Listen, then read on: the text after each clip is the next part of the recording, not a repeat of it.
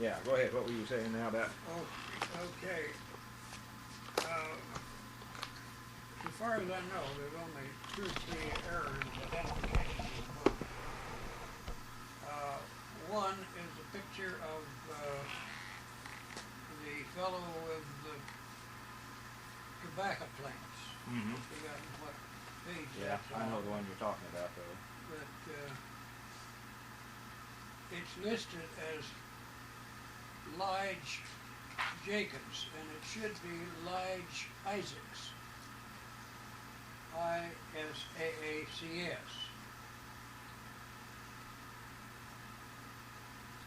Okay.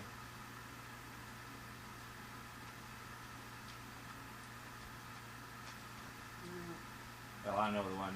I'll find it. Okay. I'll make a little correction in my book here anyway. Okay, now also, now let's go over there to that section about pro tem. Okay. That's where the storekeeper. Yeah, shows some fellas. There we go. Okay. Is it? No, it's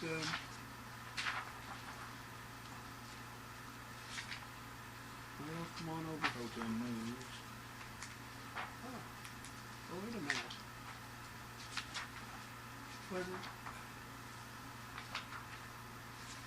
What did this say down here? Anyone running for county clerk? No.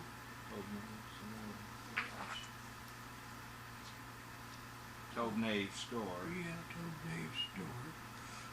Well, let's see. Okay, then I know where it is. It's the electioneer picture. Okay. Made over at. I can find it later. Make a little note there. There it is. There, Jim Holiday, Judge Holiday, yeah. Yeah. Now we say. Okay, that's right. Judge Holiday. That's correct. Mm-hmm. And then it says here. Robert Pierce, the government instructor at SMS, called relative to your article in the paper yesterday. He's the grandson of Lee Cook. He noted the misspelled names. Okay, how's it spelled there? Well, this is just Holiday. It doesn't even name. This must not be. Is there some text to this too? No. Oh. Well, I'll find that in here anyway. Auction. Well, I thought we got it spelled. Well, how is it? I'll find it anyway. He noted the misspelled names, parentheses, COOLE, which is typo, and said that identification should read left or right, Lee Cook, John Cook, and a politician. Now, John Cook, politician. Now here. Okay. Okay, I must have used it in something else that he saw. Yeah, that's what it is. Okay, all right, that's Lee Cook. Here, on the left? It's Leander Hodge, Hodge Cook. That's this fellow right here on the left. Then. Yeah, right.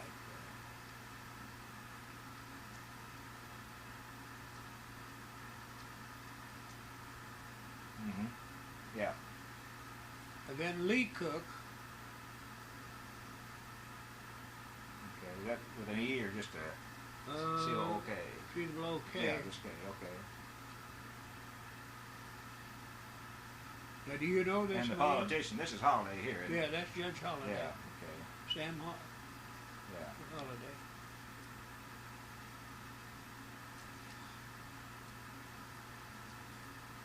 Okay. This man I don't know, but it was shot in Tobnave's store. Yeah. Mm-hmm. Now you want to go? You asked. Yeah, I was just here. I just wanted to kind of go on these here and. Circumstances. Yeah, just. And of course, Will Ciandel was at Moore's Ferry. That's Moore's Yeah, Ferry, I've heard a lot about him, of course. Yeah. And that's his wife, his second wife. She was a Stallcup, I believe. Mm-hmm. I think I'm correct about Yeah, that. well, Her family, the Stallcups, have bought a lot of books. Yeah. Okay, and then of course now Yeah, that's there's the the old ferry. that mirror. ferry. Yeah. When were these taken? The 40s? Yeah. Uh-huh. Now, now this picture here was made, it's a lousy print, but that was made, what do they call that program? Jim Owens had them down here one time. This has been somewhere else where you tell about it. I've seen this picture where Yeah, you've told who these fellows were. But Yeah. they were from this program, weren't they? Yeah, right. Yeah, was it, page 21 here. We the People? Yeah, We the People. Okay. We the People. Yeah. And, oh, that's a lousy print. No. Cassie Now this, Cassandra Weaver. yeah, she was a very interesting woman. Her, her daughter, wait a minute. I'm going to do something real quick here just to make sure I'm going to take this chair and put that recorder to Okay. make sure it's, I know it is, but I want to get it up a little higher. That'll put it where I want it. Just set it out here in front of us. Now, She had the reputation of being the best butter maker in the whole county. And she used a churn, and her family thought she ought to have something different, and they got her a daisy churn. But she preferred went back to use to the old wooden. Yeah, she liked. Where did she live? Lived east of Hollister, East of- a few miles. Yeah. Oddly enough, when we got there, so she had a niece, I guess it was, who had married a military officer, and she had on her table books like Harper's Bazaar and that sort of thing. They had boarded up their fireplace like so many of those Yeah. old timers did, Yeah. and put in a stove. But she lived in a log cabin, and but it had been boarded up, and Yeah. it was very, very good. Now this was shot down at Blue Eye. Page 24, yeah, these 25, These yeah. are in the Blue Eye Yeah. area. You remember? Have you ever followed up on some of these fellas? You remember who he was? Well, let me think a minute. I did have his name, and I don't get it off the top of the head right now. This was made at Page on 26. Long Creek. Yeah. Now, this was made at Long Creek. This is the Den Jones family. Did we identify No. them? That's D-E-N also. The EM. Yeah. Right down For a good many years, one of his daughters, she was not in this picture because she was away at the time. there. For about 15 years, she cooked down at the restaurant at Long Creek. Oh. Very wonderful pie maker. And this was made at Long Creek. Yeah. That's That's under the lake now, isn't it? Yeah. Gosh, I wish those rivers were back. They take a lot more character to a river than there is a lake, you know. That picture was made over in the east part of the county. I've forgotten his name. Page 28. Yeah. Somebody identified that lad there not long ago. This one? That was made in a tomato field out Yeah, south of page Hollis. 29. Yeah. I've forgotten what his name is. And this Tommy was Redfern. Tommy Redfern, and they live north of Branson. Okay. This is their sergeant Yeah. now. Jerry Redfern, and well, Redfern Yeah. that's here, that's superintendent of schools, is probably related to this. Probably, and, I yeah, never Jerry's asked him, his but I bet he was. father up there. I know And, Jerry real well. That was his son. That was this man's son there. Yeah, cutting sorghum And now let's see, there was, cane. and then his wife is in the next picture, Yeah, Mrs. Redfern. on page 32. These are people yeah. with Redferns here Yeah. too. That was north of Branson, Yeah. Taney County. Why'd they call it long sweetening and short sweetening, I wondered? Well, Did you ever- I don't know, but except that one was the syrup, and one Yeah. was a powder. granulated. Granulated, yeah. But I never did. Now that was made during the Depression days over in the Current River country. Well, he's got a lot of character, doesn't he? Yeah. Page 34. I don't know. Yeah, here's Mary Elizabeth Mankey. Yeah, that picture's been around quite a bit. Yeah. Well, a lot of your pictures have been around. Yeah. I've seen. I mean, I've seen them all my life. In fact, where did I see the road that goes? Or nobody knows just how long. I saw that somewhere. Well, it's been around. Yeah, but it was in some place I hadn't even expected to find it. It was some magazine or something I got from somewhere. Oh, here's Mrs. Dunlap. Yeah, Mrs. Dunlap. That's down on. In Arkansas, isn't it? Yeah, on 71. What was the name of that little town? Winslow, yeah. Yeah, now that was made here in Taney County. Page 37, yeah. This short distance from, and this is the same woman. Yeah, She's probably the last of the sorghum maker. I mean, of the last maple syrup. Maple syrup. Yeah, maples were gone. Yeah. They also used hickory. Did you know they tapped hickory and made syrup out of hickory? Now Aunt Ella, until she moved off her place on Bear Creek, still used to do that when she was able. But she took me over and showed me some maple trees where she'd do that in the fall. You know, there's harvesting cradle. This fellow was working for Jimmy Wheeler. For Jimmy Wheeler. Now he's the husband of the woman I told you about, who was the best butter maker. Oh yeah. Jimmy Wheeler. Yeah. When he was 80 years old, Grim found him on top of the water tower over here working. He was climbed up on the water tower to school the Ozarks. Now that was Hilda. Or Hildy is. Yeah, Hildy, and she was postmaster. Yeah.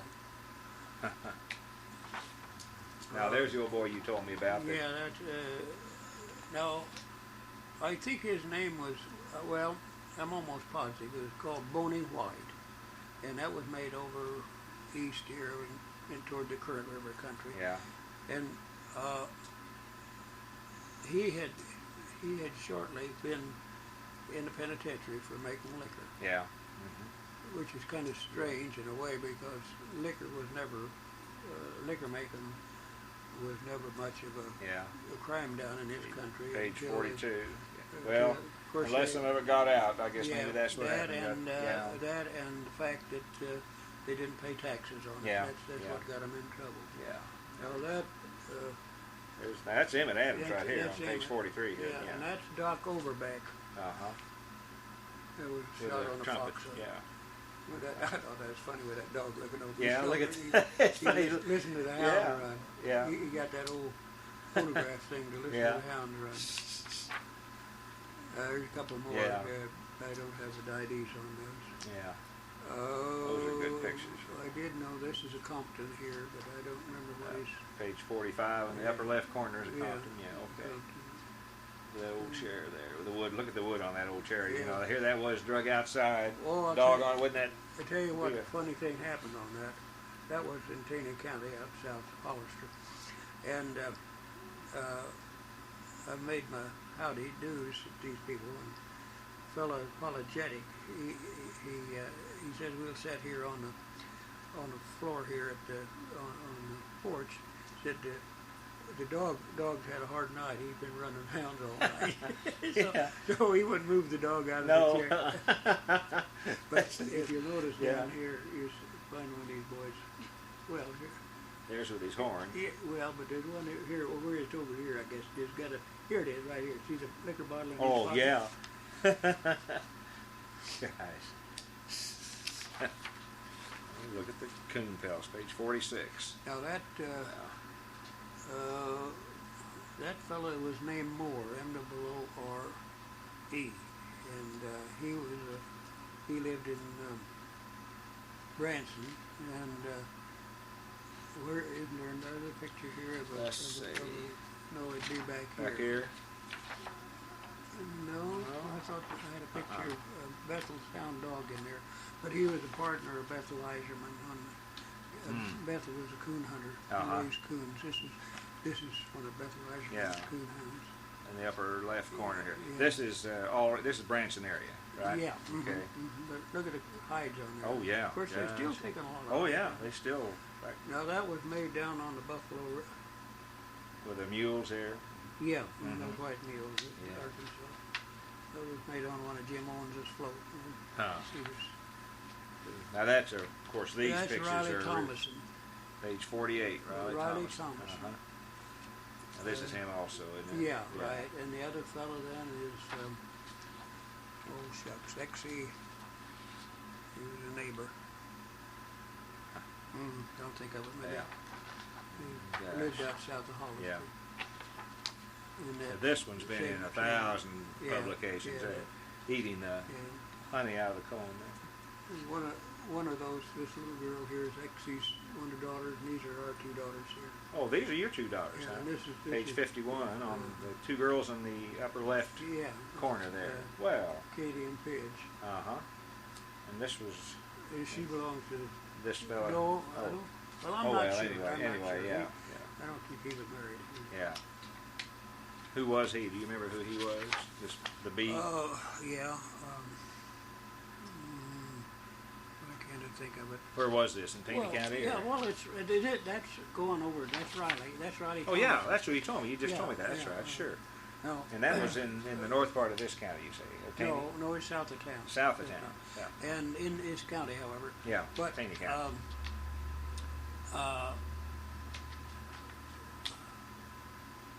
Yeah, he's. There was a story that he was a rather strange guy in a way, and there are those who thought maybe he was one of the round men. You know what a round man was? He was federal, and he got around over the county a lot. Yeah. The bee hunting business, and some of them thought was a front. Just to check on the moonshine and that type of thing? Now that was over at Rome. Oh, okay. This is the old mill wheel at Rome, page 52. It's gone. Yeah. It's gone Oh, completely. yeah. Now that was made south of Hollister. Snaking Yeah. Yeah. Making those logs. Uh-huh. See, they did a lot of logging, with particularly. the ox, with the Yeah. ox. Pinery out there. Oh, gosh. Page 53. Oh, here's Fate. That's Fate Boyd. He lived on old 65 north of Branson, and he was a very good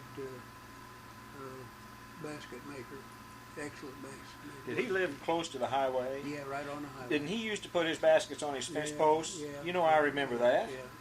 And because, He you worked know, out in the yard. yeah, when we came down sometimes, like to go on the river or something, we would stop occasionally, and of course then you could buy those big baskets for $1, you know, or something. And I remember my mother would buy them occasionally, and we just take them to carry stuff down the river, and then maybe keep them, maybe not. And now those things, my gosh. Try to buy Well, them. I remember that place because their baskets were on the fence posts. He had a fence in front, wire fence, in front of his place there. You can't buy a good basket for less than $60. Oh, no.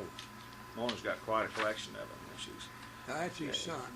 okay. This fellow here. Yeah, is his son. page 56. And this Yeah. is kind of a primitive vice that he had that he used on the thing. I'll be. And here's old Matt's cabin, of course. Yeah. This Jim gal Nichols, over here, Mountain now this gal here was a native, but she is a descendant of old Dr. Not Cersei, Dr. Lower picture on page 57. The girl there. Yeah. Well, I've forgotten what her name is. She was from Branson, or Yeah. yeah. J.M. Nichols. Page She's wearing 50, a costume there that Mrs. Parnell, B.A. Parnell, made for her as she remembered an authentic costume of the earlier period. Yeah. Yep. And here's page 58. J.M. Nichols, Mount Juliet, Arkansas. He taught, I forgot the names of those people, but he taught his son-in-laws to make chairs. They're still making chairs up there at Mount Judy. Not in town, but out around that area. Christensen, I think her name. Now that's the way the old Presbyterian church looked at Forsyth, where they tore it down. Yeah. Page 59. I'll tell you a funny story about the bell that was in the belfry. When they got ready to build a church up into Forsyth, they remembered that they'd left the old bell, and that the Corps of Engineers had torn the place down and had the bell. And they tried to get the bell from the Corps Engineers, and the Corps wouldn't either give it to them or sell it to them. And the Corps said it would have, if it was going to be disposed of, it would have to be auctioned off. So the fellows were a little skittish about it. So one night a small group of them took a pickup truck over there and stole it and hid it out into the shed over there till they finished this new building. They're in Forsyth, and they put it up in the bell that's in that little belfry out right to the side of it. Is You know, they got so ridiculous over there where we are. All that good bottom land. Well, the natives were going down there and digging it and selling it to all us city folks. And, you know, it was good dirt. And they weren't making that. And gravel's the same way. And the Corps came in and made them stop it because that was federal property. And now the land, all that bottom, if the lake went out now, that land wouldn't be good for years and years because it's sterile now, you know. And made them stop selling that. And they weren't even charging that much for it. Well, here's strawberries. That was back in the heydays of the strawberries. And that was made southwest of Hollister. Page 60, which is now 86. Solar system down here. Now that was made in Ozark. Oh, on the square, Yeah, on the square in Ozark. Page 61, yeah. Know those. Now this is the one. Now that should read Lige Isaacs.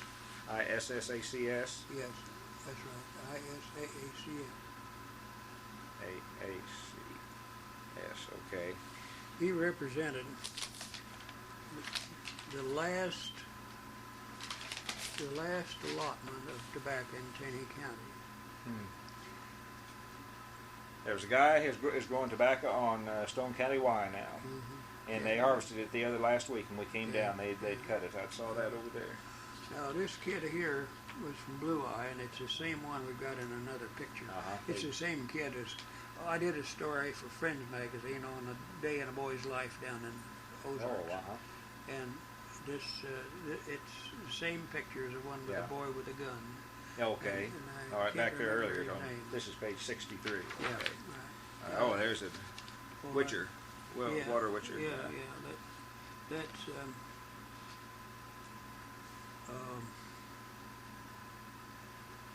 he's still alive, and his father was a water dowser too. I'll tell you in a minute. It's Harding. Well, I don't know. I'll think of it in a minute. Okay. Here, page 65 is the couple going to. Yeah. Now that was made down along the Arkansas line somewhere. I think in the Buffalo River country, but I'm not positive. But that's a Depression Day picture. See the rig that they've got there. Frank Schaefer. Yeah. Oh, Frank Schaefer. Now that's. Yeah. Here's Pro Tem. Now I remember Pro Tem like this. Boy, that's a rough town at one time. Oh, listen. Had those miners coming in there. Yeah, And a lot of people don't know they used to mine lead down there. It still is. It still is rough down there. Every once in a while they flare up over there. Yeah, I had a good one over around Galena here the other night, didn't we? Yeah, but those are foreigners in there. Yeah.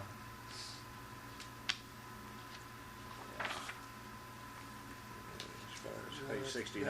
Yeah, but now that picture was also made at Tobin store. Yeah, store. Yeah, got a lot of good stuff in that store, didn't it? Yeah, it sure did. Yeah.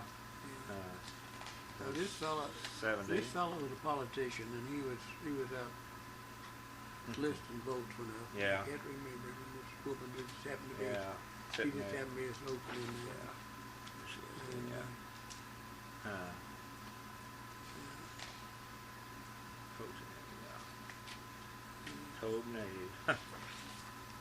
And that's Schaefer.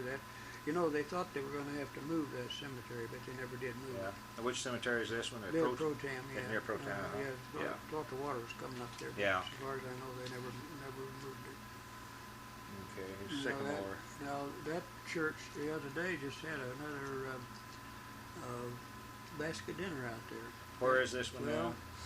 I've heard of it. It's on Roaring Creek out north. Yeah. You go out north of town. Page 75. West, Yeah. It's old John Crockett and a bunch of kids from the school of the Ozarks pumped that up years ago. Oh, there's Tom Yoakum. Old Tom, yeah. Oh, he was a colorful character. Yeah, wasn't he sure was. he? Oh, the memories I cherish the most were their floats in the river, back in the river days. Yeah. I have You really... know, we were over Buffalo the other day, and you could walk it over any place Oh, you well, wanted. yeah. It was, this time of the year. official level was .6 foot. Yeah. In other words, about a half a foot deep. Yeah. You could walk across it. Huh. Now that's down at Pruitt. Yeah. That was one okay. Of, That's that was those one of bucks. Jim's Jim's favorite put-ins. Well, I didn't know he floated the boat. He went down on the Buffalo too, didn't he? Yeah, he floated Buffalo several times. Yeah. Now, see, these are scenes. These are. That's Buffalo. Yeah, but these are scenes I think of with like the White too, with these little rapids, little shoals where you. Yeah, right. Yeah. Now, do you remember who was on the fishing trip here? Well, is that Doug Mankey or? No, that would be. Page 79. Let me see. It would be. Oh well. I'm pretty sure that's Ralph Foster. Ralph Foster, yeah. There's two hounds in the boat with him. Look. Well, yeah. Well, I used to run those old John boats. I was a pretty good runner. I could Bill. I grew up down at Bill Rogers, where my folks. When he first started in '39, my folks started going down there, and when I was real little, I stayed with Addis while they all floated. And then I got older. Now that's. There's this old man. If I remember correctly, his name was Boffman, down on the Buffalo. Yeah. And that's Ralph Foster. Yeah. And that was. Don McNeil. Don McNeil, sure, page 80. Yeah. Yeah, because this is in some other stuff. And there's Robert Page Lincoln. Yeah. He wrote. And there's Charlie Barnes. Charlie Barnes. Yeah. Charlie. There's Charlie here too. Yeah. You know, I've got a. What was the guy's name? Cushing. That did some early for Outdoor magazine, and there's a picture in an article I Xeroxed out of the files over the library of a guide, and it was Charlie Barnes when he was a young man, I think, about 19 teens, back in the teens. Yeah, he's from Lower Galena country. Yeah, he was from Galena. Yeah. Of course, they've always claimed that he invented the John boats. Yeah, you know. There's Ted Richmond. Yeah, Ted Richmond. I told you I found out that he still has a niece that lives north of Springfield, and I talked to her. Of course, this bibliography, I told him up there, I said, now there's no way some of these things I could authenticate. You know, accuracy is the main thing of a bibliography, and I said there's bound to be. I said there were some things that Vance reviewed that I've never been able to corroborate, and I said sometimes Vance, when I knew him, he's getting older, you know, and he had some medicine that I just hope they're okay. I said I've written, and I haven't been able to, but there's not very many things like that. But that's why I went ahead and she said he died in his 90s down at Texarkana. Yeah, he went down there. You know why he went, don't you? Did you ever hear? No. Well, he opposed that promotion that they were doing down in the Buffalo, and they made life so miserable for him down there. He had to leave. The Saturday Evening Post sent a guy out here, and he wrote a story about him. And I reviewed that. Yeah, well, that killed him. Yeah. And his old cabin lies in ruins down there. Yeah. Books and I've got a picture that Betty Love and Lucille Morris Upton went down there and went down to see it and to do an article on him, and he wasn't there. And here, there's a picture of the interior of this cabin, just in chaos, just a mess, you know, because he was gone then. He'd skipped out and left all that. But stuff that's why he had to leave. They just made See, he went to SMS for a while. Art Galbraith, the guy I play with, he was older than Art, but he was there when Art was going to SMS too. Yeah, he was quite a controversial person, wasn't he? Yeah. No. There he is. There he is. Now Sherman, That's up at the post office. Yeah. That was made at the post office. And here's his cabin, isn't it? They used to come in there, you know, with a tow sack, and they'd get a sack full of books for the winter and bring back. And you know, Mrs. Roosevelt used to supply him with a lot of books. Yeah. Now that is on the page 86. Yeah. Yeah. Well, that would have been on the. I think in Stone County. It's right close to the line west of here. Yeah. That was the last of the old one-room schools. Yeah. There's the pie supper now. Yeah. That fellow's name was France, but I don't remember. Page 88, France. Yeah. All right. Now these are Holidays here, but they were cousins. I asked that Don Holiday, and these were either brothers or cousins. I forgot now. I think they were brothers. I'm pretty sure I think they were his, because I had always thought this looked like him. Yeah. and here too. Yeah. But he said no, that was either his brothers or cousins or something like that. Now this would be down at Pine Ridge, wouldn't down it? south. Yeah. Yeah. Yeah. And That then, is, isn't it Pine Ridge? That's where that is. Yeah. Right on the line there. Right on the line. I wonder who was the fiddler here. Do you remember who? No, but he was there that night. Yeah. They had more than one fiddler. There was a young. Well, it's in the next page here. Well, It yeah, says- yeah. these fellas, see what they're doing. He's fiddlesticks. Well, he's fiddling, and the Yeah. other fella's beating on the Fiddlesticks, yeah. with the fiddlesticks. Yeah. This is the one I always liked. Right? Yeah. That's the one I thought was Don Holiday, but it's not. It was. Let's see, you can get dates. Yeah. That's, Buy war bonds during the war. That's Jack Jones here. With his back No. Oh, right there over there looking at Jack was next to the window there. Jack was a barber both in Hollisville tie and on, at the yeah. School of the Ozarks for a long time. I hear they Now are. that's a kitchen sweat out Yeah. south of town. Yep. I wonder who you don't know who the fiddler was, do you? No, I sure don't. Yep. I've played at those. Nobody's in key. Everything's just kind of. It's just kind of a den of music. Everybody for himself. Yeah, that's right. That's exactly what it is.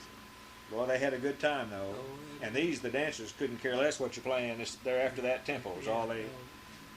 Because of course, they used to tell stories of communities that maybe had one fiddler, and he only knew 2 tunes maybe, and he'd just play those all night. Now that's Deacon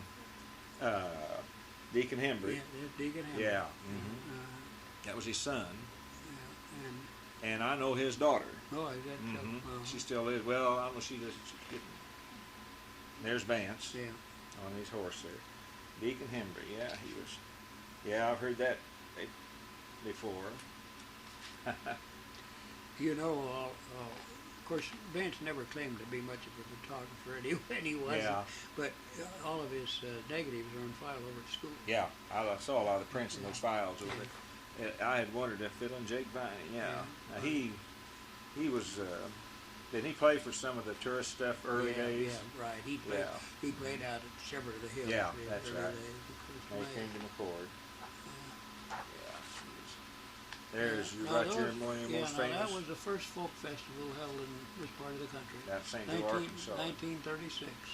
Huh. I don't know the names of those places, Yeah. but that's where it was. There's an old ledge of rock overhang. Well, now this is one of the Morrisons right there. Yeah. Absolutely, one of those Morrison twins from over there. I can recognize him. Yeah. Yeah, that's St. Joe, Arkansas. That's where I got this dulcimer. Oh, A funny thing happened. I've always wanted a dulcimer, not to play it particularly. But well, now did you get it at this time? Yeah. Okay, I'm interested in knowing about this because it's hard to authenticate any dulcimer playing before the tourist people hit here in the 50s and 60s. Well, I know that's true. And that interests me then that back in the 30s you found one there. Yeah, here's what happened. I saw a fellow with one, and he was carrying it in a pillowcase. And finally, I got up enough nerve to ask him about it. And he took it out and showed it to me. And I said, "Well, someday if you want to sell that, I might like to talk to you." And he said, "Well," he said, "I'll sell it to you now." And I said, "Well," I was afraid to ask him. I said, "What do you want for it?" "Well, would $5 be enough?" And I said, "Yes," I thought so. So I bought it for $5. But here's the story. I had taken Dick Terry with me down there. Dick was with the conservation department at that time, my assistant. So he'd gone down there with me. And we'd go down, we'd planned to go down there and back on the flying trip. And neither one of us had much money in our pocket. And after I paid that $5 out of my pocket, we figured that we didn't have enough money to buy gas to get home. Oh, gosh. And Dick never forgot that I had spent my last $5 for an ulcer. Oh, yeah. And he railroaded me. But the only way it just happened that the Missouri Press Association was meeting in Joplin. So we knew Kirkpatrick would be there. So we came up by way of Joplin and borrowed that buddy off of Kirkpatrick to get home. Let me make sure my tape's still going good and everything here. Oh yeah, I've got plenty of time here, and it's still working. Where's my battery check here? Let's see. Yeah, fine, good shape here. Well, that interests me because the dulcimer has been touted as I have found one. What I would consider an authentic dulcimer player is a guy at Richland, Missouri named Bill Graves, whose grandfather made the one he plays. All right, I'll tell you another place that I have not checked it out, but I'm almost positive that this would be a long time back. Do you know Dr. Hudson down on the Buffalo River? No, I don't think so. He's a retired doctor down there. Liked his native country, and he built his house around his log cabin. Mm-hmm. And he is a dulcimer player, and he is one of those that saws a dulcimer. And he might give you some light. Yeah, I'd like to. He's right east of. He's right close to between Mount Sherman and off to the riverside. Yeah. Mm-hmm. Be hard to find him. Between there and Ponca, then somewhere. Everybody would know him. Yeah. Mm-hmm. Now that was made in 1925 by a man by the name of Kraft.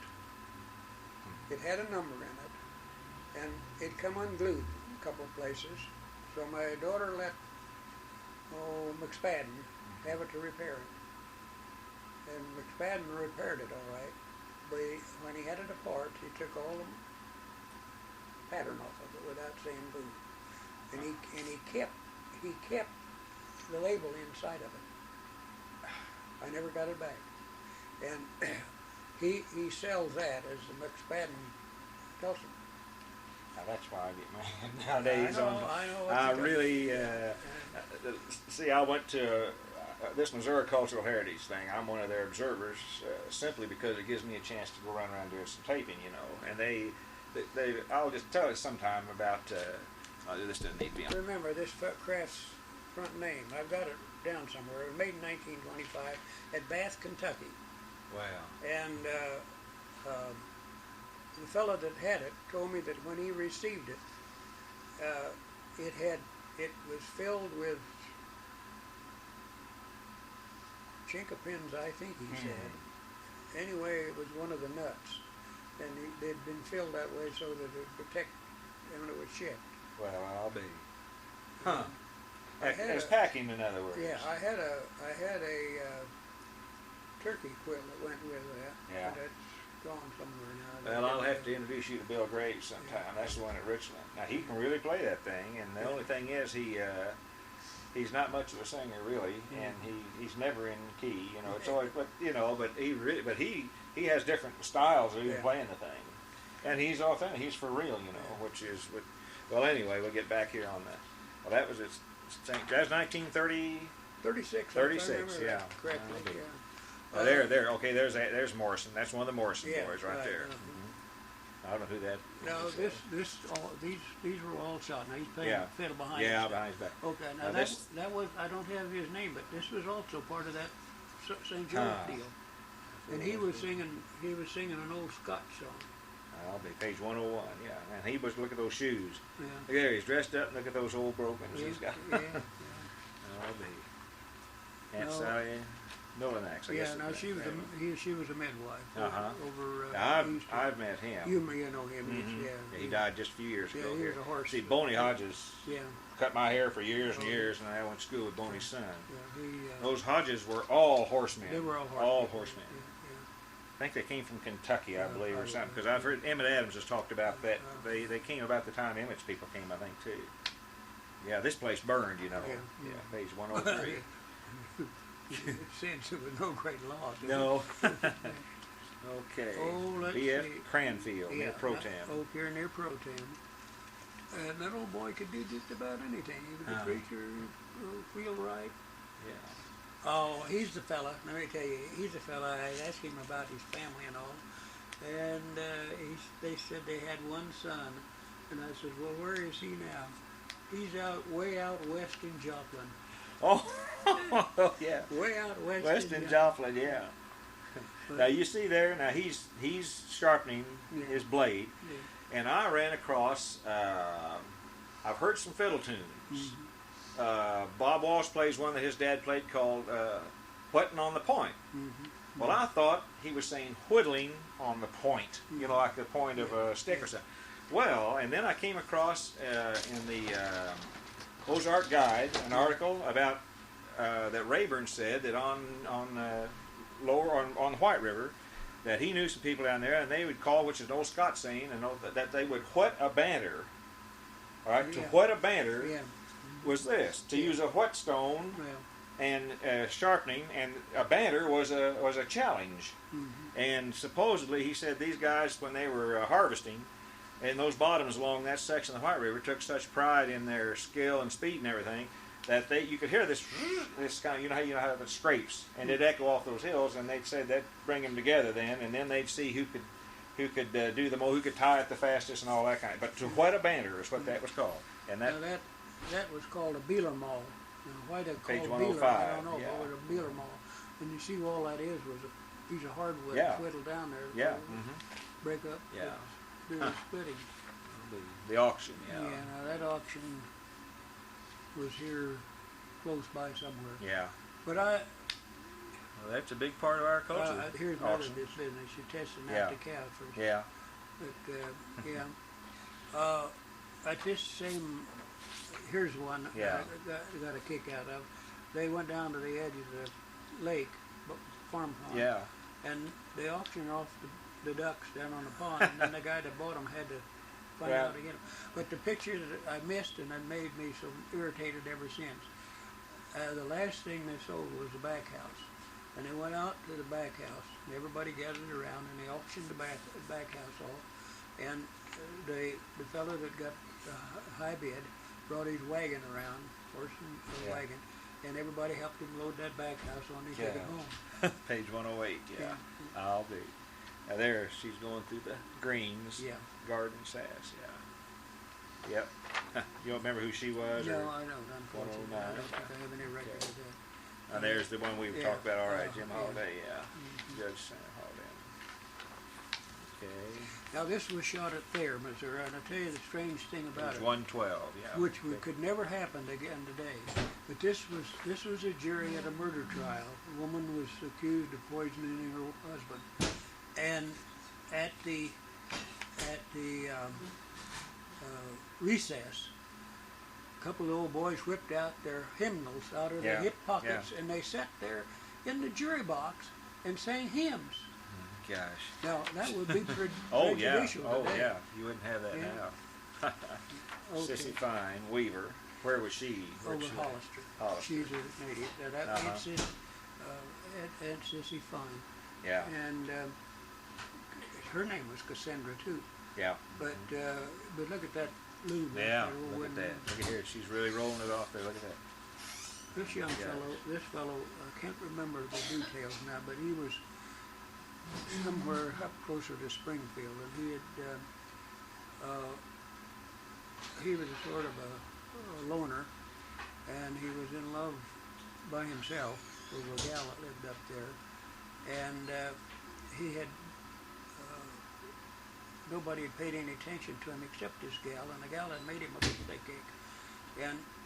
But later in the day, he had tried to enlist in the army, and the army turned him down. I mean, he was a complete loser.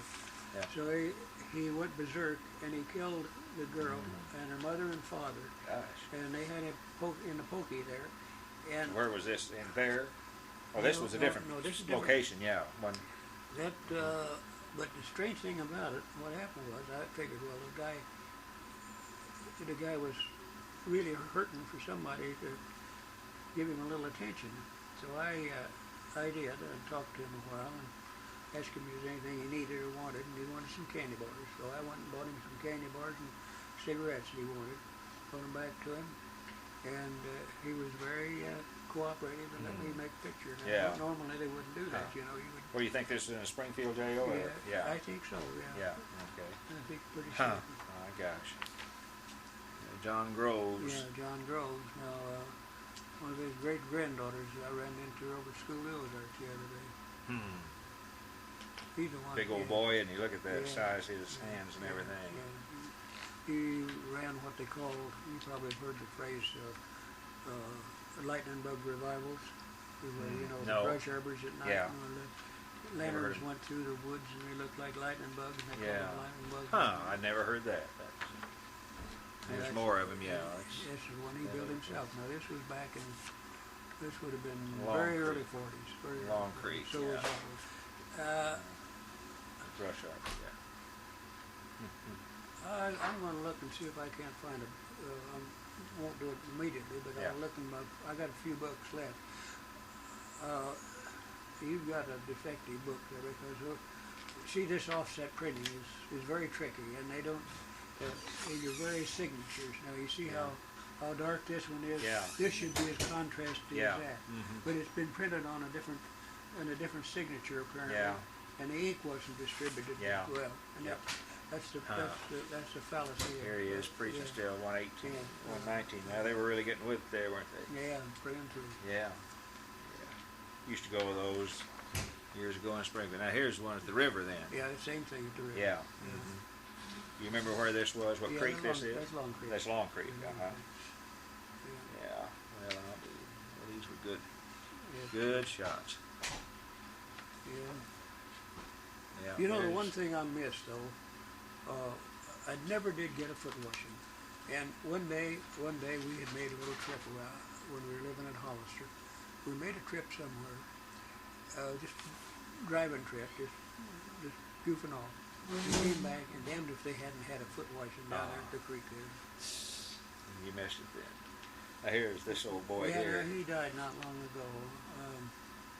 I've forgotten his name. Page 123, yeah. But that old boy lived in a cabin by himself with his dog. Yeah. And I don't know what his motivation was, but he slept with a big old pistol. I mean, a pistol under his pillow all the time. Gosh. Where'd he live, around here? Yeah, south and east of here. Yeah. Still in this county. Now this was in Hollister. Making the coffin, Yeah. Marion Day, Yeah. Oh yeah, I've heard there's an angel crown. Yeah, that was one that May Kennedy gave the museum. Yeah. Yeah. It was Now this house, by Casey. this was right north of Forsyth, and that old home. That was Mrs. B.A. Cornell, Ben's mother's. Ben's mother was born in that cabin, and it sort of. Well, it didn't deteriorate, but it wasn't used for a long time, so she gave it to Silver Dollar City. That's the one that's down there, the Mahaffey. Yeah, sure, the Mahaffey. Yeah, that's right.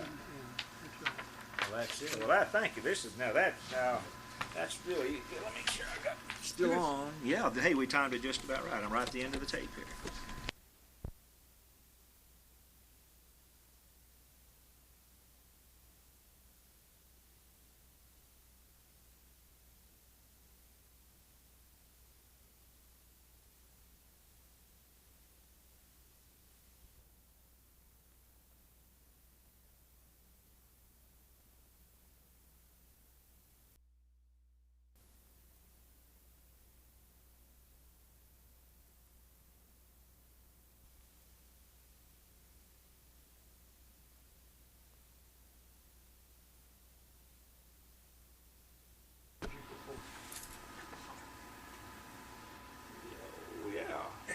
Lord, I put on weight since then. Yes, you have.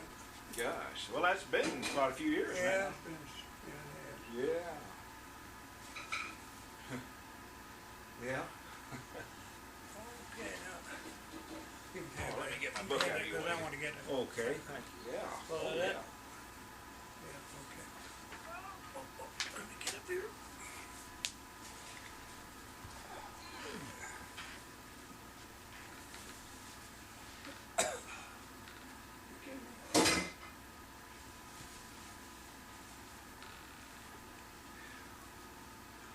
I hadn't heard this one. I want to get a copy of that. I'll tell you what I picked up here.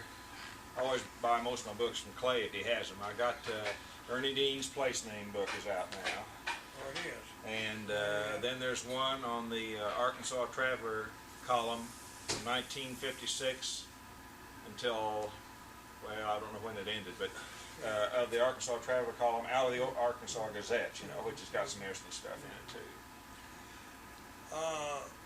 What did Ernie just take the Arkansas stuff or the whole Ozarks? No, he's Arkansas.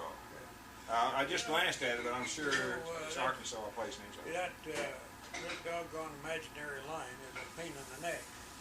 Oh, how many times have you heard old timers say there should never have been a South Missouri and a North Arkansas? Right. It should have been the state of the Ozarks. That's the truth. That's the truth. It's indigenous, the whole thing. Yeah. And it has created a barrier there where people get the impression that get on one side of the line, everything's one way, and the other side, that's not true. No. Same people settled. Yeah. Sure. And it's the same way now. Even the outlanders that are coming in now, like Chicago, you'll find people from Chicago in settlements on this side of the White River and also on the south side of the White River. You know, they're in those retirement areas, and it's the same thing. Okay, I want to talk to you now about this project. It's recording. Wait a minute, I better double check myself. Is this the 7th or the 8th? Gosh. Ellen, this is the 7th or the 8th? Yeah, I say, is this the 7th or the 8th? Is this November the 7th or the 8th? Okay, that's what I want. I get mixed up on my dates too. Well, I'm quite sure, but let me. Yeah. Okay, that's close enough. For sure you're right. Yeah, November 8th. This recording made November the 8th, 1986, with Gordon McCann. Gordon, when did you get interested in this project of continuing work with Vance's? Well, now since I was a young boy, my mother was always an avid reader and was been raised in Springdale, Arkansas. Her people were the Buchanans, as they say down there. We say Buchanan, but down there they say Buchanans. And had always, then she'd grown up in Carthage, but still that same clan, which was all North Arkansas, had always been interested in the Ozarks and read a lot anyway. And so when I was very young, she had bought Vance's books, Ozark Country and those type, you know. And then the first one I remember, that I really remember, I read a lot of them because of her. And then a Gallery of Ozark Speech down the holler was the thing that really interested me in Vance. And of course, living in Springfield, I'd always heard about Vance Randolph anyway. Maybe not under the best of circumstances in Springfield, but still I'd heard a lot about him. And I had met Otto Rayburn at the Ozark Bookshop. I used to buy a lot of books there when I was in college and in the very early 50s and everything. So you were in college where? SNS, Springfield. Yeah, I graduated from there. And now I was always oriented also, and always felt ties or roots nowadays, they say, in Springdale in northwest Arkansas. So when my children became college age, at that time it was, if I don't remember, it was just about the same, or maybe even a shade cheaper to go to the University of Arkansas as it was to Columbia. And Springfield, of course, is closer to Fayetteville than it is Columbia. So I took my children, both went to the University of Arkansas. So one Easter, I had gone, in '74, somewhere around there, I had gone to hear Max Hunter give a talk on the Ozarks. I'd known Max because of just in Springfield and his occupation. He had done some business with us and everything. My dad had some real estate dealings with him, so I knew who he was. And about that time, I was on the library board too. And when Max was ready to give his folk song question, that's when I knew he was interested in all this stuff, which I'd not known before. But I had just a peripheral interest in it, you know. It was just something that was an avocation rather than anything else. And I just always been, I never thought of getting involved with it, in other words. So anyway, while we went down to go down there, he talked about Vance and Mary Randolph being in the rest home at Fayetteville now. So this would be 1975, 74 or 75 when I heard him. And so I told my wife, I said, well, we went down Easter to go to church and have lunch with our children, have dinner with our children. And I said, well, I'm just going to take my copy of Down in the Holler. And I'm going to call up out there. Max said if you call, sometimes you can get, and I want to meet this man that I've admired so much and all that. But Max had kind of almost scared me off because he said, oh, if he doesn't like you, he'll just throw you out and all this, which was a little over exaggerated when I found out later, really. He may have seen Vance in his more action days than I did. But anyway, we got down there, so I called out there.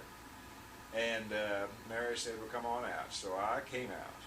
And I was really apprehensive. I thought, oh, I'll really have to be careful that I don't upset this man or something, because I had visions of him being a rude, gruff, and of course I'd heard all those stories, what I call chamber of commerce stories in Springfield, because he really irritated a lot of the big shots in Springfield, because they thought he was hurting their pocketbook, you know, with all that old hillbilly stuff back in the 30s.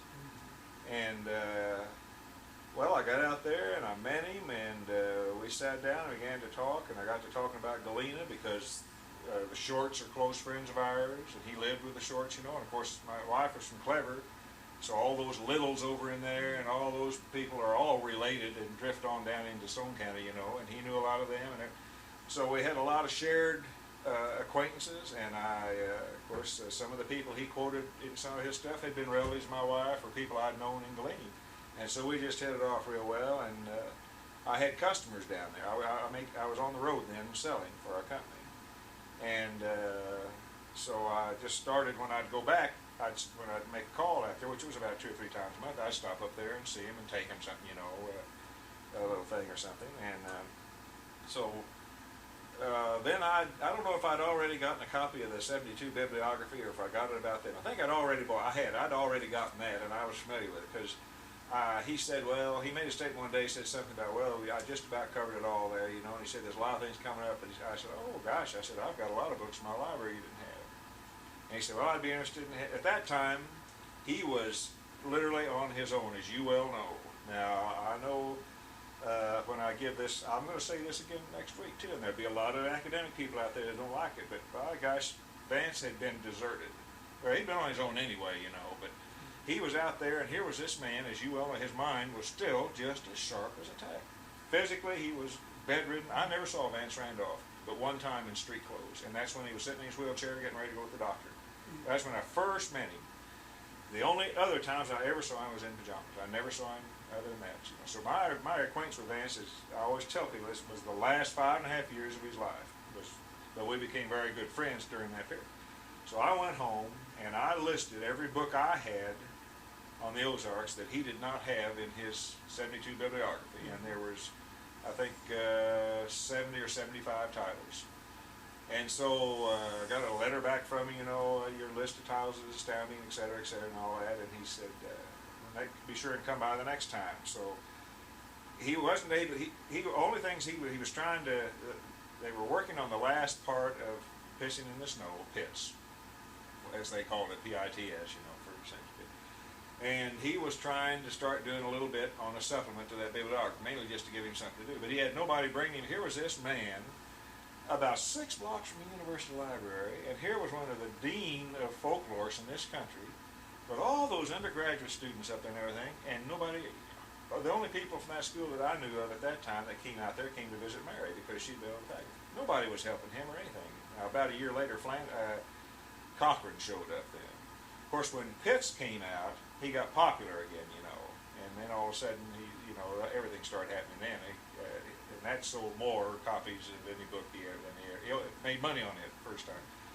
But anyway, then he said, well, why don't you start helping me with this supplement?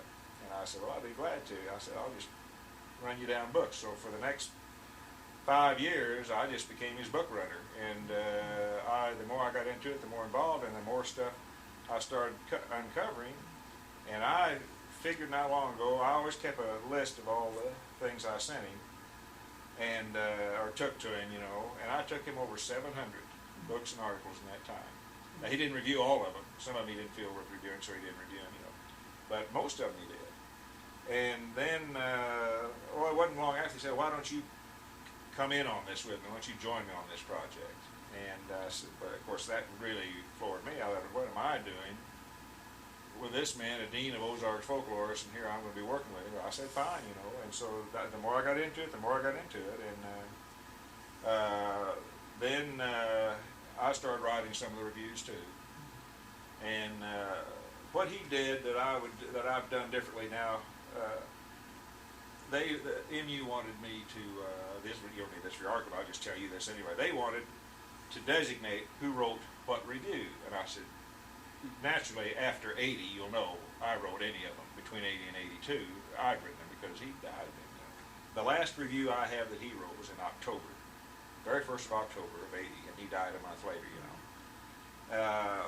But what he did then, he would write a general review of a book. Well, maybe it could be under 3 categories. You know how the supplements, the bibliography is broken up into all that. So then I took and broke his review down and cited the references and used his wording as much as I could and added a few things. And then also he said anything on the music you do as far as the fiddling and all that, because he said I knew more about it than he did. He was more of the ballads and everything. You know.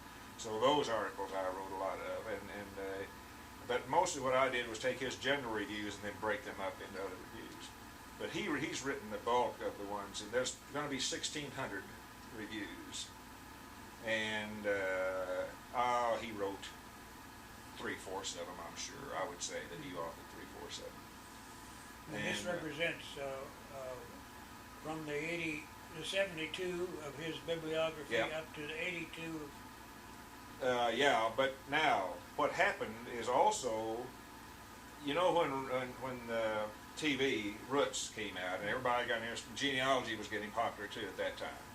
People started getting interested in the old-timey ways and everything. So more was produced and more was written, and academically more was done on folklore and on the old ways and all this. So all of a sudden, in a lot of these books that were coming out, in other words, other people did the research for us, but in the footnotes here would be references, you know. Some published things, but a lot of it would be dissertations, and that had never surfaced before, you know. Right. So a lot of material became available through that. And so I haven't gone through and done a chronological order on what's the oldest work on up to, I mean, where the bulk of things come from, you know. But of course there's not as much. He had everything before to draw on the 7. But do you know, if I'd had time, see, here was the bad thing about it. I was also working 8 hours a day. And what I did, I had to do after hours or late at night and everything. I could have had, I could have had another 300 reviews in this thing. The original one had around 25 or 2,600 reviews. I know I could have had 2,000 if I'd had the time, because I've got a lot of stuff that I didn't have a chance, and I keep turning up stuff now, you know. I doubt if we'll ever do this. Are you still collecting? Yeah, I'm not writing though. You're not writing. But all the stuff that's come out that I know I haven't reviewed is in one section of my library, so I won't have to sort it out. But I would seriously doubt if they'll ever want to do another one. Vance's name, you know, this has a lot to do with the marketing of it, you know. But there's still a lot coming out, as you know, quite a bit of stuff. But that's how I got involved with it. Oh, what categories is? Do you follow pretty much the same categories? Yeah, but no, we broke it down a little bit. We took. He had a miscellaneous section.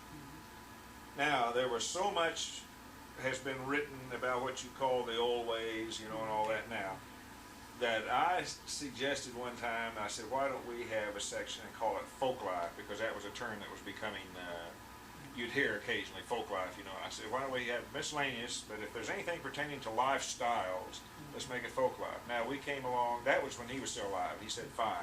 What it did mainly was break miscellaneous up. Crafts is much bigger than it was in the other one. Or it was, let me take that back. It was much bigger. Of course, look at the crafts, how they've come out. But what we did on the crafts, when MU did, we sat down, we took and pulled the food out, and there's a section that'll be called Food Ways, last I heard. I don't know what they're going to end up calling it. Because Vance said that of all the reviews and any follow-up mail he got on the 72 bibliography, there was more interest in food than anything. And you, of course, the number of recipe books and all that attest to that. Everywhere you go in the Ozarks now, I guess anywhere in the United States, by the cash register, all these recipe books, you know. Some are good, some are worthless, you know, but just for the tourists. Then we took he had a section, he had the songs and ballads, which was section 1. Then he had a section 9 that was called Backwoods Dances. Well, because of my involvement in it, there's a lot more on the instrumental music than he had. Because I'm into that, and I came across so much more material that he had wouldn't have looked for, you know. So we took and we did away with that Backwoods Dances.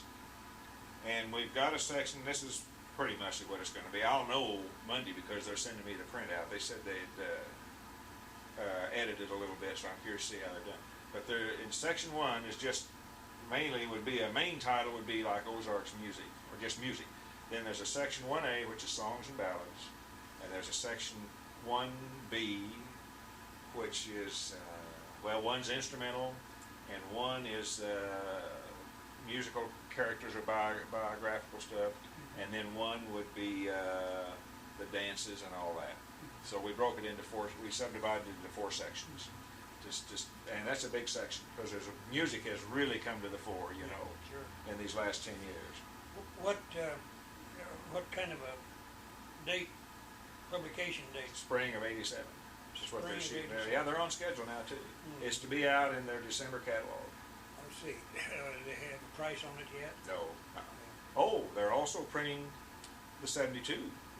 Oh, They're going to reprint it. They got it from Indiana, yeah.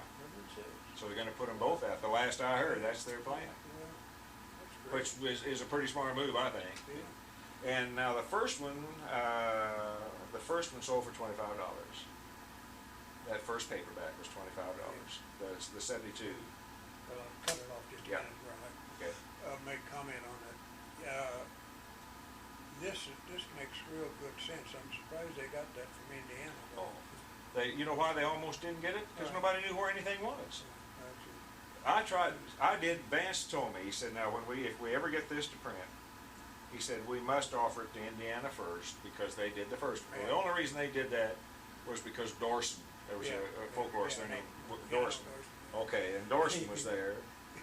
He liked to collect the ribaldry stuff. Yeah, and I wrote him 3 times and never ever even got an answer. And Bill McNeil, who's of course he went to Indiana, he said that was on a special monograph series they had. He said it really wasn't the university did it; it was a special series. And so I gave MU all the information. Finally, they got hold of somebody, and they just finally, when they found it, even they didn't have a copy of it. They said you're welcome to it because they didn't even know what they have no interest at all in it. So I think that's a good move on their part to go ahead. Of course, a lot of the expense of that would be taken care of because they could take a clean copy of that, and put it on a copy, have copyrighted. And they've got a few. I found a couple of minor mistakes, and I don't know if they found any, so they'll be able to correct those. Yeah, but yeah. there wasn't that many. I've had a couple librarians say, "Oh, there's a mistake in that bibliography," and I went back then later. I said, "I really like to know where it is because they may reprint." They can't remember where it was, but there weren't any major ones in there. But it's come out in the fall. So I don't know how many pages there'll be. Of course, these reviews I think are going to be a little longer than they were, or a little more annotated than they were in that first one. Yeah, it's good too. But all the ones he wrote, I left just, I didn't, like I say, didn't change anything. This isn't a spiteful type of book at all. It's just like the first one, Now, there's a couple in there that were maybe written, That's, that... isn't that going to make an awfully big book? I don't know how they're going to, no, I think they're going to do it, I don't know how they're going to do it, whether it's going to be in 2 volumes. I think they nearly have to. I think they will. I haven't talked to them about that, so I don't know how that's going to be done. And I'm just, you might, if you mention that, you might say there is, I'm not sure they're going to replace that first one yet, but you might say there is talk of also republishing the first one. Yeah. The possibility exists, that type of thing, but I don't know for sure if they're going to do it yet. But I really wish MU though would promote their publication better, but they don't. The girl I deal with up there, Sue Denny, is the one I deal with. You met Sue? Well, she's an assistant editor. Yeah. And now don't put this in your paper, but Missouri and Arkansas fascinate me. They are mirror images. And In other words, you've got the Arkansas River area, and you've got Little Dixie along the Missouri River. You've got South Arkansas, and you got North Missouri, which is as different as the other extremes of their state. Then you got the Ozarks in North Arkansas and South Missouri.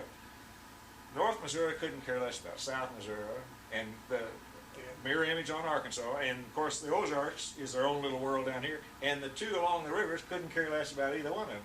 So you've really got 3 states in Missouri. Well, really Missouri you've got 5 because you got Kansas City and St. Louis. And in Arkansas you've got actually 4. You've got the Arkansas River, South, North, and Little Rock. And they're just almost mirror images of each other. The Southwest country particularly. Yeah, and it's always interested me that they were that way. Okay, now you were born in Carthage? I was born in Joplin because during the Depression, my dad was starting the Springfield Blueprint Company. Yeah. I was born in 31, right in it there, and he started in 1930. Oh. And she went over there to be with my grandparents, and I was born there and lived there probably 3 months probably, and then came back to Springfield. Yeah. You know? And that's the same business I'm in now, and my son and daughter are running now. Yeah. Now you went to That's school, Springfield. which high school? Well, just Springfield Senior High School then. What now it'd be Central, but it was Springfield Senior High School then. Then SMS. Then SMS. Okay. What did you take over there? Bachelor's degree in what field? I got a BA and of all things foreign languages, and but I had a lot of history. History's always been an interest of mine. And that's how I got then involved in the folklore part of it too. You know, but you have to narrow. People get interested in too many things, and I finally have become very provincial. I've narrowed myself down to strictly the Ozarks now. Is all I. Okay, then when were you married? In '52, married to a girl from Clever. Mona Pierce was her name. She was from Clever, Missouri, but she had moved to her. She lived in Springfield when I met her. Her dad had moved up here. I didn't get your birthday. Oh, August 27th, 1931. And then you were with your father there in the booth. Yeah. And then now your kids are running. Now How many they're in it. youngsters you I got? have 2 children, a daughter and a son, and You got a they're beautiful daughter. I guess I missed your son too. yeah, he's a little whizzing around, but they're running the place, so it's still a family. We're 3rd generation in it now, and 57 years. In our 50s, well, in our 57th year. In our 57th year. Same location. Except we've expanded. I mean, we've gone on the corner and everything now.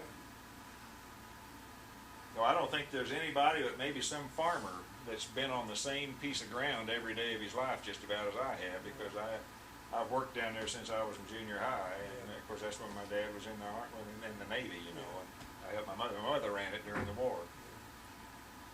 And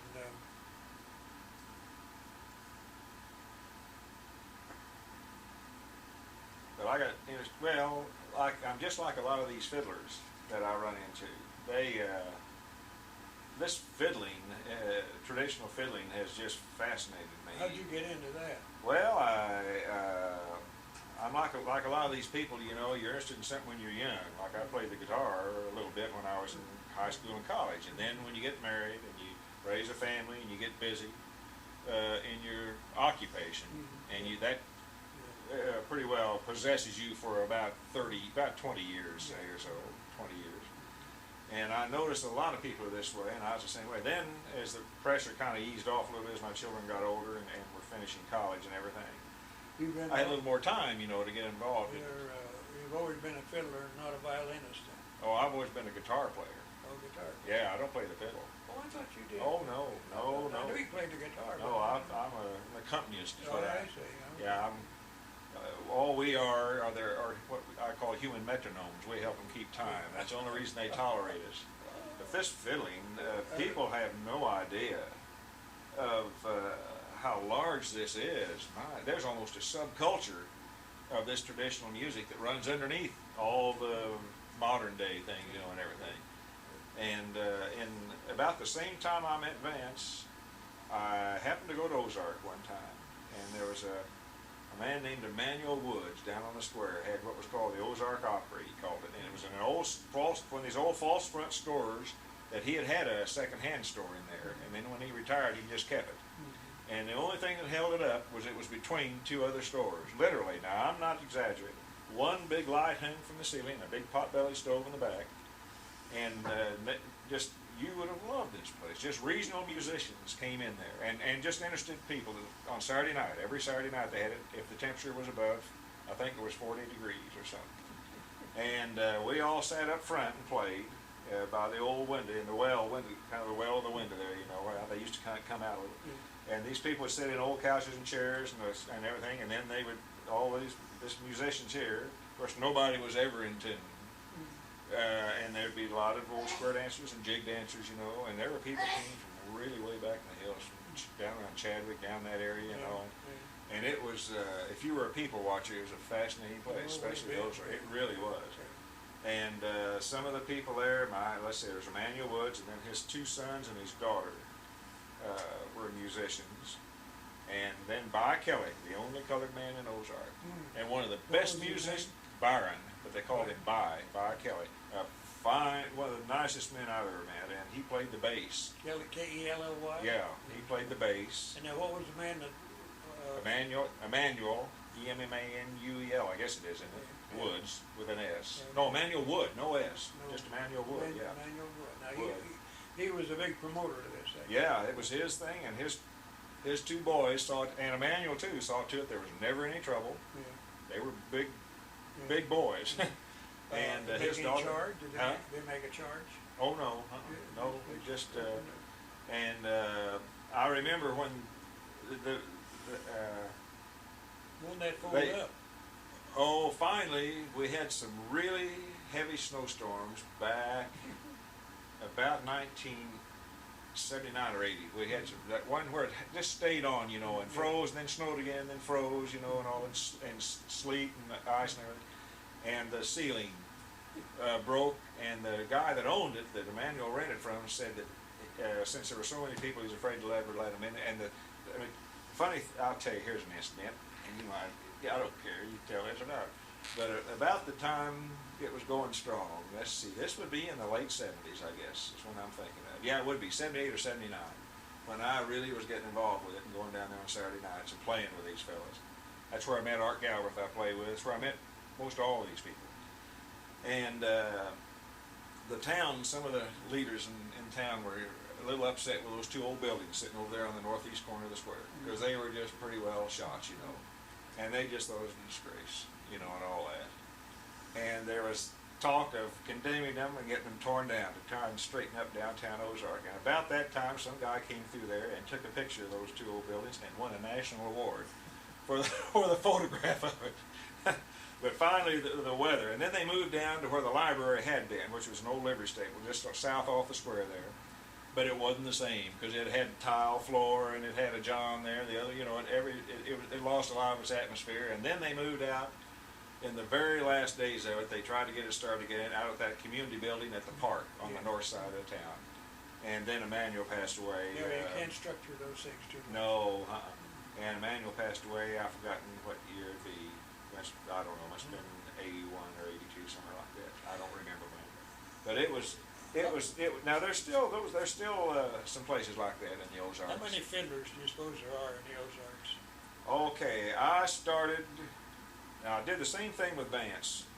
I started after I got involved with Vance on this supplement, and he would give me all of these instructions. Well, I just have a hard time remembering everything, so I started taking the recorder to go home and listen to what he had told me. Well, then I got to where I took it every time. I've got about 50 hours of Vance Randolph on tape that I'm going to do something with one of these days. Well, I started doing the same. Well, I met Art Galbraith, who was fiddling down there, and Art's a tremendous musician, really one of the best old-time fiddlers in the United States. And he's acknowledged as such by the Library of Congress, and Vance thought he was the best fiddler he'd ever heard, you know, and all that. But he also plays the guitar. And through him, I met a fellow named Raymond Campbell, who's deceased now, and Lonnie Robertson, who was one of the best fiddlers we ever had. And all those fellows also played the guitar, so they were able to show me what they wanted me to do. And the more I got into it, and for that reason, I started taking my tape recorder. I didn't know but maybe 10 tunes when I first got into it. And the more I listened to these fellas, and not just these three, but I mean all these fiddlers, and a lot of them would show up at Emmanuel's, you know, to play. There might be nights there were 4 or 5 fiddlers there.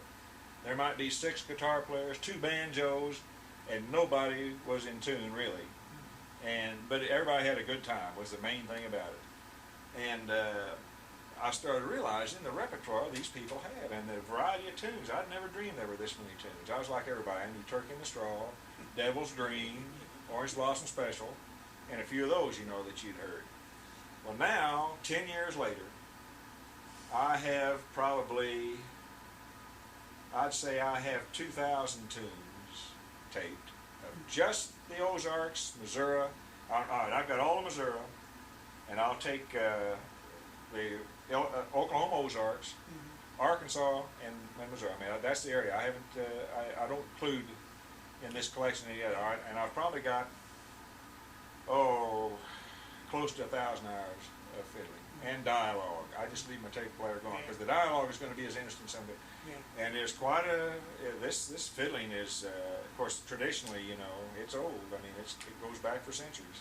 What do you have any idea at all how many fiddlers there? I'd say in the region I just spoke of, I'll bet you close to 300 or 400, at least that many. Now I'm not talking about necessarily good ones. I'm talking about fiddlers, people that play the fiddle, and as opposed to violinists now. I mean, I'm talking about and what you would class the older ones. Now the younger ones, this is a different deal. The younger ones are, but the older ones are dance fiddlers. That's what this music was for dancing. That's the only reason it ever existed, was for people to dance to. Now the young ones now, people don't dance anymore, so they've changed it to what they call a progressive type of fiddling or something, which is really a lot of this Texas influence, which is a lot of complicated things, but no dance tempo to it. You couldn't dance to it if you wanted to, But I have those, of course, too. And there's still young fiddlers coming on. I know of some as young as 6 years old that are playing the fiddle now in Missouri and Arkansas. And a lot of them that are, say, 10, 11, 12, 13, 14 years old. And are good. I mean, they're good. And when you get up to the ones that are in their late teens or early 20s, they've had a lifetime of doing it now, and they not only can play the fiddle, they also can play the guitar and the mandolin. Of course, they've had free time. They've had these little things right here, tape recorders, and they've got excellent instruments that the old-timers didn't have, Yeah, we're just going to have to switch over here, get on the other side of this one.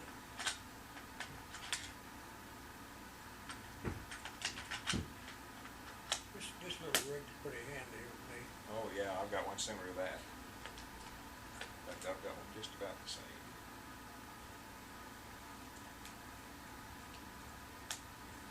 Very often I use a mic cord on the tie that works real good, but I don't need to today. Your voice is like musicians now, there was a time when these things like this would intimidate them. Yeah. But now, all you musicians carry them too. Yeah, sure. They know that. And now they even carry these, what do they call them, something, asphalt blasters or whatever they call those parking, those big things, and you see them carrying those around too.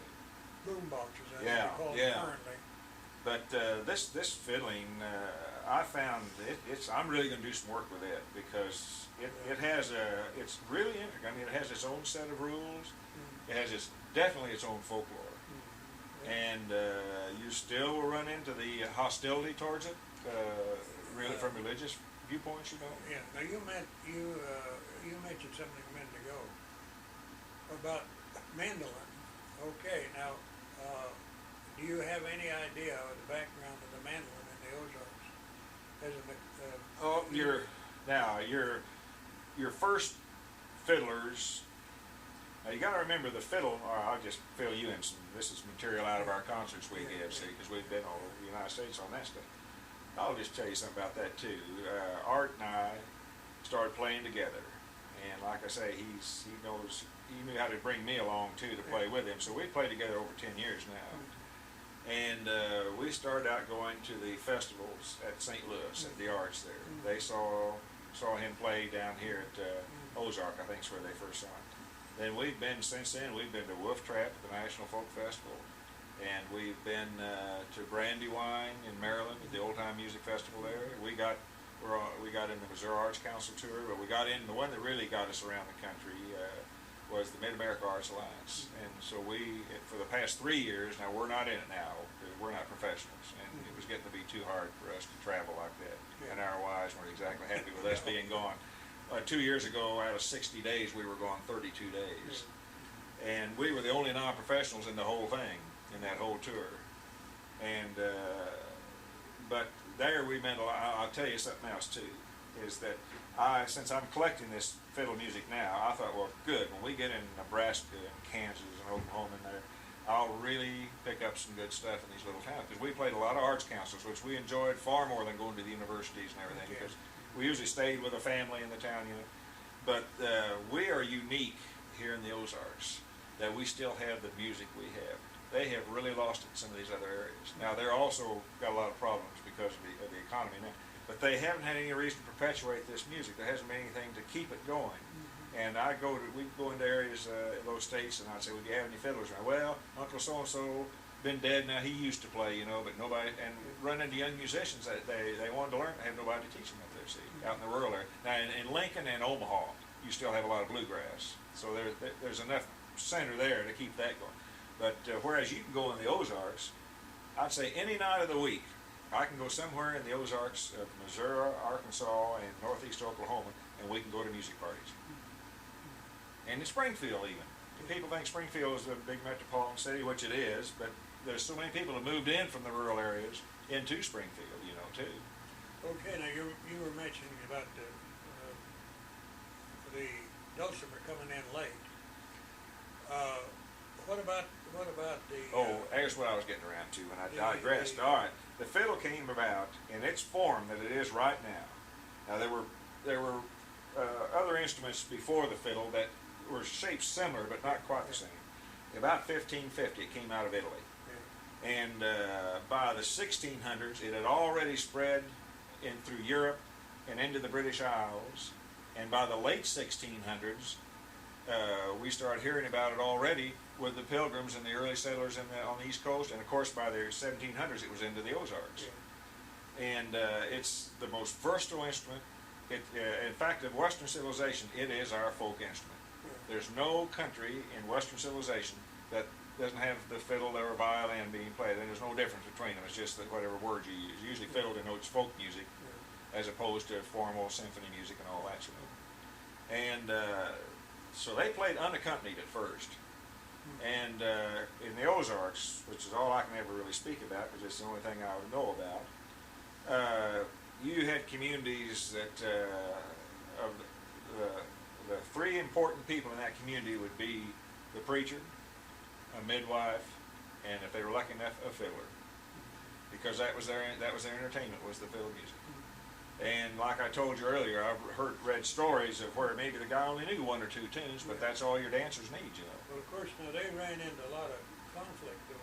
Fiddlers ran into a lot of conflict with religion. Oh yeah, well they did.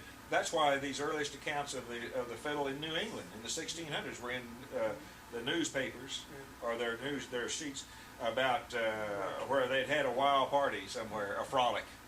And the fiddle was there, so it naturally became associated with that. And then, of course, the Puritan movement and everything, you know, it became the instrument of the devil. You see the scroll, I've heard stories of people say that the scroll at the top, the top of the neck of the fiddle is really the devil's hand curling to grab that fiddler, see, and pull you down with it. The devil's box, they call it. Yeah, right, yeah. And there's still some of that. Yeah. But then... of course, the fiddle also, of course, the reason the fiddle came about and gained, it would have gained it, I think, anyway, but when it came into the British Isles, your main folk instruments were the harp or the flute, and then in the Scottish and Ireland would be the bagpipes, and then in the 1700s, I guess, the early 1700s, when Bonnie Prince Charles was kicked out of England, and the Jacobites, exiled him to France. And you know there's a lot of fiddle tunes, Over the Water to Charlie's and all that, which are a reference to that, you know. And also with him, he was a great playboy anyway, and he liked to dance and everything, and he had really made the bagpipe a popular instrument, you know, and they outlawed the bagpipe. And it was punishable by imprisonment if you were caught playing the bagpipe, or even owning one. You were put in prison. So the instrument that moved right in and filled the gap was the fiddle. Now the fiddle can imitate, or violin can imitate anything. So when you hear these drones, you'll hear that bagpipe in this old time music, especially in the old tunes where they cross tune, to where like in D, you'll have, I think it's 2 strings are tuned to D, or maybe 3. I don't know that much about music. Another thing is that all these hundreds of fiddlers I'm telling you about, and all these hundreds of accompanists, the guitar, mandolin, I'll bet you not 1/5% read music. Now the younger ones some do now, but the older ones hardly anybody reads music. It's all memory. It's all rote. Oh, we're just talking now. Yeah, I'm getting all wrapped up in my fiddle music. Is what I'm doing here now. But it's fascinating, and some of these fellas I know, like Art, he knows over 300 tunes. I know Bob Walsh is one you've got down here. Your conservation agent, he knows over 300 tunes. Lonnie Robertson undoubtedly knew that many. I could go to Art's house one night and play for 2 or 3 hours, and maybe tape 60 to 70 to 80 tunes, different tunes. Then I would go, I could go the next night to Lonnie's house. I could get another 60 or 70 tunes, and maybe not 5 of them would be the tunes Art played. Then I would go to this Raymond Campbell, who was another, had a different type of tune he played. He played a lot more Tin Pan Alley stuff, Margie and all that, you know.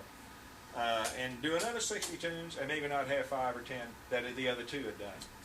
And you can do this, it's just amazing. It's amazing. What did the banjo, where the banjo? Banjo, of course, what I always hear, it was a variation of a black instrument, a slave instrument. It came in about the time of the minstrel things, which would be about the 1830s and 40s. The guitar didn't get here until probably around the Civil War. And the guitar really never came in as a seconding instrument for the fiddle until the latter part of this century. And the mandolin came in about, now you've seen those tater-bug mandolins. I would say, the fiddle just they didn't accompany it. Maybe another fiddle would. That's where that's what this Beating the Straws was to all this is to help the fiddler keep time, is what that is. Incidentally, in that picture I showed you of the brush-up meeting, one of the daughters in there played the mandolin, and the other one played the guitar. Yeah. Mandolin and guitar. Yeah. I don't think the mandolin became popular until this century. Yeah, mandolin was a French instrument, wasn't it? I don't know. I've always had the idea most of these came out of Italy because of the Renaissance, you know. But I don't know. I wish I knew more about that. Do very many of them show up with mandolins? Or is that a woman's instrument? No. Bluegrass. Mandolin's a big part of any bluegrass group now. Yeah. No, the trouble with the mandolins, you got 12 strings to keep into. Yeah. And that's always been a problem. At any jam session in the Ozarks, the guitar, besides the fiddle, the guitar will be your main instrument now. And then a banjo or a mandolin will be in there. And bluegrass has really pushed the banjo to the fore. Because the banjo is a lead instrument. There's no way you can put a banjo in a group and it won't dominate. It's just a loud instrument. And of course, a lot of fiddlers don't like bluegrass because it's kind of pushed the fiddle back a little bit, you know. Did you get down to fiddling down at the jam? Yeah. Mountain Home? Yeah. In fact, we were down there that week. We took some guests down, and we hoped to. Helen wanted to see that little herb garden down there. Yeah. And then, but it was closed. They closed that week, and they didn't open up until the fiddlers came in. Now, I was there for the Fiddler's Jam, which was the last weekend in October, and they had another one. That's the that's the big bluegrass one. Yeah, I see. That's where they come from all over the country. That's not really Ozarks. That's mostly Texas style fiddling. Yeah, I see. You would have liked the jam session, the one in October, because that's where a lot of the one you had out here at Compton Ridge. Yeah. They had about, I'd say, 30 or 40 fiddlers to that. I wasn't feeling very good. Well, it wasn't. It was bad weather. And now Bob Anderson's son is a banjo player, and he went out there, but he kind of got lost in the shuffle. I don't think he stayed. Oh, because I tell you, they didn't have, since it was raining, they had to stay indoors, and they didn't have enough places to spread it out, and not enough people got to play. Yeah, I got a lot of tape out of it. There was one fiddler I hadn't been able to play with too much that plays over here at Silver Dollar City. This Fred Stone King. His dad, he's a whole family of fiddlers from up in Central Missouri, up in Henry County, Missouri. And I got a lot of good stuff out of him. And Dean Johnson was down here from Lamar. I got a lot of him. The trouble with something that gets where they don't have enough places for people to go play is a lot of your meek, or your, say you're not as good fiddlers, the ones I like to take because I want their repertoire. I don't care how good they are, I want their repertoire is what I want. Will hold back and won't play. That's the trouble whenever you have a fiddle deal where they ask maybe one or two nationally known fiddlers. It makes the others shy away because here's these guys that are so good, you know. And so I just, that's what I don't like about contests, is it tends to have just contest fiddlers and you don't get the really variety. I'm reading in front of you fellows so that you see my lovely They're pretty. shoes. They're pretty. They're warm. I had foot surgery and I'm, Oh. He's learning it's to a little walk too again. cold to go barefooted like Yeah. the doctor wanted. Yeah. But Vance was, of course, great on music. He really. Yeah, but he didn't know music, did he? He noted. He could note music. No, he didn't. He couldn't sit down and transcribe a whole. But he could note the melody of a ballad. You know, he knew his notes. Did he ever tell you that Margaret Swain did most of his transcribing? He probably did because I asked him one time if he read music. He said, like a hymnal, you know, he could sit there. Art can do that. He can give you the note by note. Yeah. But when you get involved with all the other stuff, Well, he had Margaret Swain, who is a very fine pianist, and Margaret down at the University of Oklahoma had been on the music staff down there. Her husband, her first, well, the only husband she's had, but he's been married twice. Dwayne White Swain is a writer, and he used to be up here the 15th, Saturday the 15th, at the School of the Ozarks in the seminar in writing. And they lived at Eureka Springs the same time Vance did. Oh, wow. And she did all the notation on his book, music book. Mhm. And, Well, Vance sure got popular again, that's one thing. But you know, just like you two, you go to these things now, and I'll hear some professor get up or somebody talk about good old Vance, and they never even met the guy. And 10 years ago, they'd never even known who he was, I don't think, some of them. It's the old Me Too-ism, you know, that goes around. I met Vance, back in the 1930s, I guess, Yeah. first time. He was living at Galena at that time. Yeah. He got a lot of stuff out of Galena. Oh boy, you're not kidding, he did. And like I say, I've got most of those tapes. Some of them I've transcribed, but most of them is just topic listed, you know. But I'm obligated. I've got over 100 letters from him too. And when I get through this,